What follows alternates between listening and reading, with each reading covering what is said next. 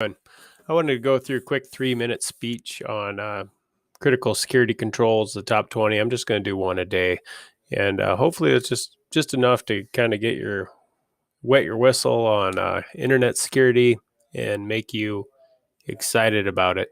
So the first one is inventory of authorized and unauthorized devices, and basically this pertains to your network. And so you want network security so that you know that the things that are going on your network are authorized and that they aren't hacking into your network and tapping into your assets. So hopefully this will be able to help you out. So as I said, there's 20 of them. This is inventory devices. So the way to inventory devices, the easy way, and pretty much the only way, is to use active and passive directory tools to detect and automatically update inventories of devices connected to the network. And then with that, use the DHCP logging to update your inventories.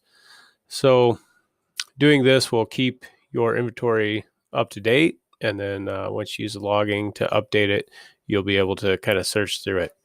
Now, how you want to be able to have the ability to filter the devices by the ability to store and process information. Those are the ones that are of higher risk than the other ones.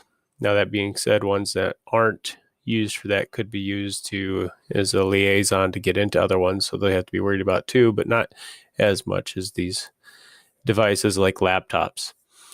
You want to include network address, hardware address, machine name, data asset owners, a department for each asset, along with if it has approval to the connect to the network or not. This just kind of easy ways to filter down, so you'll be able to hone in on what that asset is, what it does, who owns it, so that you don't have so many questions and it doesn't seem like just a bunch of data with no meaning to it. Once you have that, you'll be able to quarantine and remove anything that's unauthorized from the network. So once you have a list of things that aren't authorized, it'll be easy to do to just move that around and make sure that they're not having access to the network anymore. And that'll save you a lot of headache down the road. That brings up the question of how do you decide what to have approved and what not to have approved. You can utilize port level access control using 802.1x standards for approval criteria. That's what you want to do to make sure you decide what do you want that is approved on your network and what is not.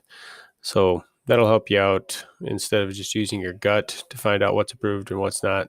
This will help you doing a little something a little more standard.